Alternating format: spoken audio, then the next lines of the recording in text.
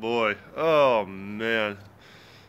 Hello everybody and good morning or afternoon or wherever you are. It's morning over here and I just wanted to say happy Thanksgiving everybody from yours truly from the Boob Tube.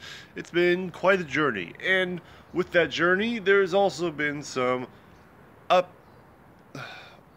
upsides and downsides. I'm sorry, I just woke up because one of the things I did last night was just so happened to watch the new Justice League movie, and I gotta say, yeah, it was not really that memorable, and allow me to explain. So, Justice League, the DC extended movie universe, has been going through a bit of a slope over the years, and that's mostly because, and first off, I just want to apologize about the live stream. I'm all the way down in San Diego again, visiting family for Thanksgiving, so I do apologize for the lack of lags or me saying my uhs and ums again, but to be honest with you, I figured I might as well get this off my chest since every other internet critic has already talked about this movie, whether it be good, whether it be bad, whether it be okay or not okay. And to be honest with you, this movie could have been better. Could have been better indeed. And allow me to explain. Man. So the movie pretty much picks up, like, I want to say a few months after Batman v Superman, in which these mother boxes started to spring up all over the place, to where parademons are trying to look for it, and also at the same time Steppenwolf, this villain named Steppenwolf, is trying to collect these mother boxes to take over the world, mostly because he's doing it to bring up a quota for Darkseid. And they did make a small reference to Darkseid in the beginning, but for the majority of the time, it's Steppenwolf who's the main villain. And I gotta say, this Steppenwolf guy, I thought he was gonna be intimidating. I thought he was gonna be badass or threatening. He was kind of generic in a way. He was about as generic as Ronan the Accuser from Guardians of the Galaxy, in which he just talked highly of himself, spoke very one-sided when it came to villain stuff, and it was just so. The guy was so dull and about as CG as you can get. I mean, it was just so embarrassing. And there were scenes throughout the movie where they had to cut around a lot of stuff. I mean, it's pretty hard to. A majority of it had to be revolved around Batman and Wonder Woman, pretty much bringing people together in order to join their team.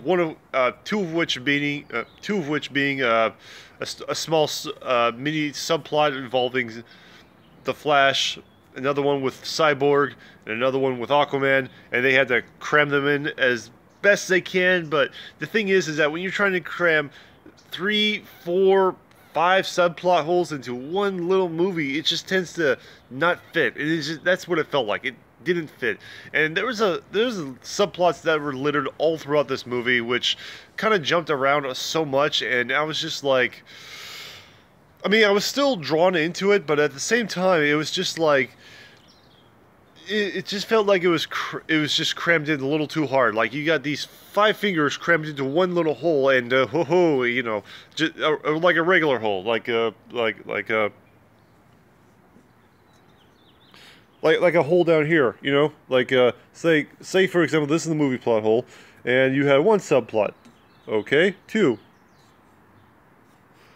You know what I'm saying. The more subplots you cram in here, it's not going to fit right through the hole, and a lot of it just didn't fit. And a lot of it was either rushed and pushed forward, and oh man, I mean, they had some, and there were some, and then of course there was the Superman mustache CGI removal, which I'll be honest with you, I did notice a lot of the moments where it did look like it was horribly CG'd off, but at the same time, it kind of blended in together, so it wasn't that bad, if you ask me. And not to mention, a lot of the characters in this movie were actually pretty good with their roles. I mean, a lot of them were good. I can't say for Superman, but Ben Affleck is Batman, Wonder Woman. even the Flash, he was actually one of the most charming ones throughout the movie, and I really did enjoy him. There were some really good special effects as well, especially with some really good fight scenes and superhero team-ups and how they use their abilities to either save people or take out the villain, and it was pretty good. But the thing was that they had so much of this stuff crammed into this movie, and it felt really, really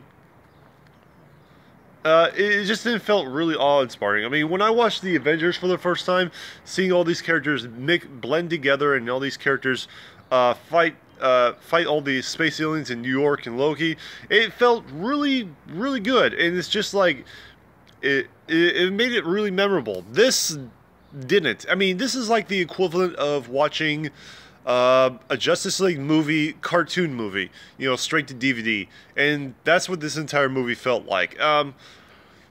Not that that's a bad thing, but it's an okay thing. I mean, they could have done a lot of stuff a lot better, but they didn't. And I think, you know, DC will have to rethink how they do their movies. I mean, already Rotten Tomatoes has given pretty much already 4 out of 5 of their movies pretty much a really bad rating, apart from Wonder Woman. And they got to think their whole the whole rethinking strategy of how they should write proper movies. For one thing, they need to stop rushing everything. And second of all, they also need to flush out the characters a lot better. And I think that's what they really need to do. And that's what they pretty much forgot, how to make a really good cinematic universe. And with this movie, I'm not saying it's all bad, but it's not all good either. So I would have to say, man, I had really high hopes for this movie. And to be honest with you, if I happen to catch another DC movie, I probably won't watch it in theaters. I'll wait until it comes out on DVD, because honestly, I don't think it's really worth it.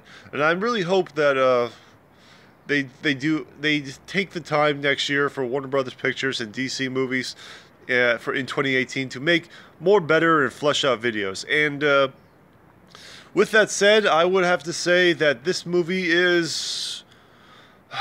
it's okay. Like I said, it's the equivalent of a cartoon movie straight to DVD, and there were some entertaining parts. But at the same time, there were some long, drawn-out scenes and too many subplots. But there are some very charming characters. And, you know, like I said before, the Flash character played by Ezra Miller, I thought he was the best. He was pretty funny, pretty charming. But I would have to say Ray Fisher as Cyborg, he was the least interesting one. He was just really one-tone and generic. He did say his Teen Titan lines, but of Booyah, and that's pretty much it. But, you know, overall, I would have to say this is barely surpassable, and I would have to give it a 3 out of 5 stars. And where does that fall under my official superhero ranking? I would have to say this is going to be pretty low. I mean, this is like C minus type of level of film comic book work. I mean, I'm hoping that next year, with 2018, as 2018 rolls around, they will take the time to actually flush out more better, fluent movies, and also get the actors to do at least one good, memorable role. Because now it seems like Henry Cavill's going to leave after one more movie, Ben Affleck's going to leave after one more movie, Gal Gadot might be sticking around for a while. Okay, sure, that's fine. But as for everyone else, who knows? You know, we got to see what Aquaman holds for next year, and they got an entire year to make sure this movie is actually good. Yeah, so that's pretty much it for my vlog. I hope you guys enjoyed this live stream. I'll probably improve the thumbnail. Sorry for the haphazard one. I'll make sure to make a bit of a better one. And with that said, I hope you guys enjoyed this movie review vlog. And I just realized I should have shot this video in landscape, which I should have done like so. Yeah. Okay, yeah, you probably just see 2 black bars on the sides. Great film work, John. Yeah, that's great.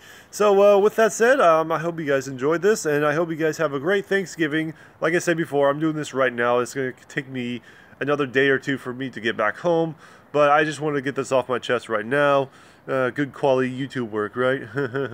But I'll be back with more regular movies, and I'm pretty much done with the comic book movies for now until February when Black Panther rolls around.